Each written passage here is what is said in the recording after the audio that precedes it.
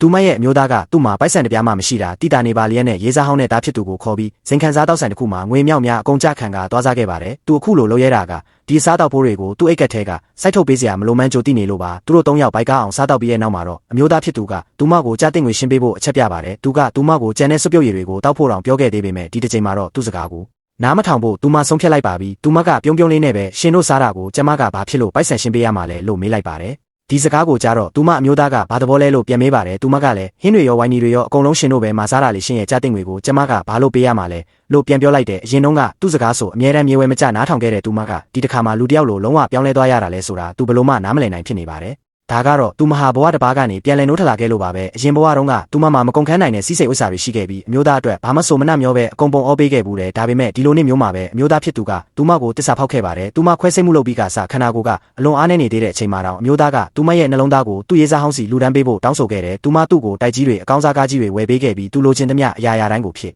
စေးပေးခဲ့ပါလျက်နဲ့အခုကြမှာဘာဖြစ်လို့သူမရဲ့နှလုံးသားကိုထုတ်ယူပြီးအစားထိုးကျင်ရတာလဲဆိုတာသူမဘလို့မှနားမလည်နိုင်ခဲ့ပါဘူးနောက်ဆုံးမှာတော့သူမဟာဒီလာပါတဲ့ကဘာမြေကြီးကိုဒီအတိုင်းပဲဆွန့်ခွာသွားခဲ့ရပြီးသူမရဲ့စီးစိမ်ဥစ္စာအလုံးကိုတော့အမျိုးသားနဲ့သူ့ရေးစားဟောင်းတို့ကစက္ကန့်သွားခဲ့ကြပါတယ်သူမမတည်ဆုံးခင်မှာသူတို့ကိုအကျိုးပေးဆက်စေရမယ်လို့ကြိမ်ဆိုခဲ့ပါတယ်ဒါပေမဲ့နောက်တစ်စက္ကန့်မှတင်သူမဟာလွန်ခဲ့တဲ့တစ်နှစ်ကအချိန်စီပြန်လဲရောက်ရှိလာခဲ့ပါတယ်အဲ့ဒီနေ့ကသူမအိမ်မှာညစာချက်ပြုတ်နေတော့အမျိုးသားရဲ့ရေးစားဟောင်းနဲ့သူ့ကလေးအိမ်ကိုရောက်လာခဲ့ကြတယ်သူတို့ဟာသူမကွယ်ရာမှာဖောက်ပြန်နေကြတာကြာလာပြီဆိုတာသိလိုက်ရပါတယ်ပို့ပြီးရဲစရာကောင်းတာကအရင်ဘဝတုန်းကဒါတွေကိုသူမလုံးဝသတိမထားမိခဲ့တာပါပဲအမှန်တရားကိုမြင်လိုက်ရတဲ့နောက်မှာတော့သူတို့ကိုထိုက်တန်တဲ့တန်ဖိုးပြန်ပေးဆက်စေရမယ်လို့သူမဆုံးဖြတ်လိုက်ပါတယ်ဒါကြောင့်သူတို့အတွက်ညစာကိုပုံမှန်အတိုင်းအပဲပြင်ဆင်ပေးခဲ့တဲ့ရေးစားဟောင်းရဲ့သားဖြစ်သူကအစားအသောက်တွေကိုနေရာအနှံ့ရှောက်လင့်ပစ်နေတာတောင်သူကမထားတဲ့အပြင်ဒီနေရာကပတ်ဝန်းကျင်အခြေအနေကမကောင်းလို့တိခံလိုက်ပါဆိုပြီးကလေးကိုချော့မော့ရင်သူမကိုတယောပါသေးတယ်သူကသူ့ရဲ့မြင့်မြတ်တဲ့ဘဝအခြေအနေကိုသုံးပြီးသူမကိုရည်ရွယ်ချက်ရှိစော်ကားနိုင်ချခဲ့တာပါဒါပေမဲ့သူမကဒီအိမ်ရဲ့တကယ်ပိုင်ရှင်ကငါပဲလို့ပြောပြီးသူတို့ကိုအဲ့ဒီနေရာတွင်အပတ်တုံနှင်ထုတ်လိုက်ပါတယ်ဒီစကားကိုကြားတော့သူမအမျိုးသားကအလွန်အမင်းဒေါသထွက်ပြီးသူမကသူ့ရေးစားဟောင်းတဲ့ကလေးကိုအနိုင်ကျင့်နေဆိုပြီးဆွဆွဲကသူတို့ကိုတောင်းပန်ဖို့အမိန့်ပေးပါတော့တယ်နောက်ဆုံးမှာတော့သူကသူ့ရေးစားဟောင်းတဲ့ကလေးကိုခေါ်ပြီးစားတောက်ဆိုင်ကိုထွက်သွားခဲ့ပါတယ်မထွက်သွားခင်မှာလဲသူမကိုနောက်မှလိုက်လာပြီးပိုက်ဆံရှင်းပေးဖို့တတိပေးသွားသေးတယ်အဲ့ဒီနောက်သူတို့၃ယောက်အိမ်ကနေထွက်သွားကြပါတယ်